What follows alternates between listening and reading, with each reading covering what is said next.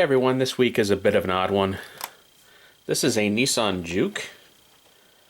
This was their attempt at a small crossover utility vehicle. These were front-wheel drive or all-wheel drive. Turbo 4s, I think 1.6 liters. Something like 175, 180 horsepower. But then Nissan got bored and put in the drivetrain from the R35 Skyline GTR.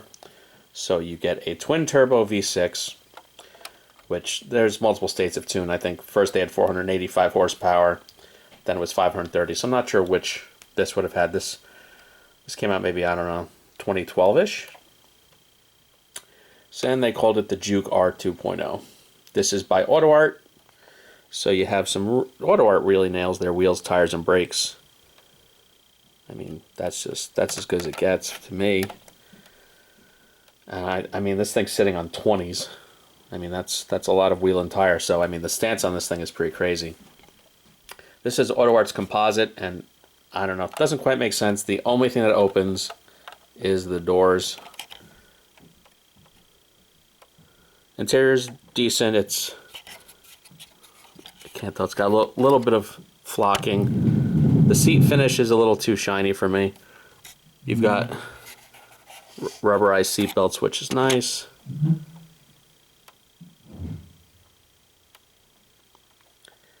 But with composite, you've got pretty decent sized door gaps, but nothing else opens. So you kind of say to yourself, what's the point? I'm glad they made it, but this could have easily been done by someone in resin, have nothing open, and retailed for less. Simulated carbon fiber is pretty decent. Paint in general is good. Hood doesn't open. You do have open mesh, which I do appreciate.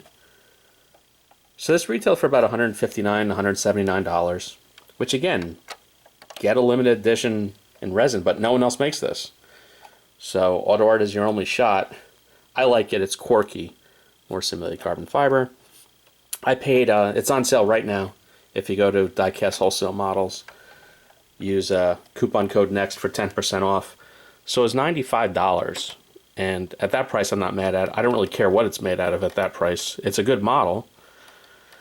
Typical composite packaging, fully enclosed, no window box.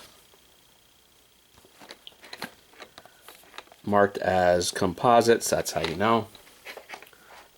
So like I said, neat. I'm glad they made it, but I don't really see the effort of making a composite and having just the opening doors. I just don't see the point.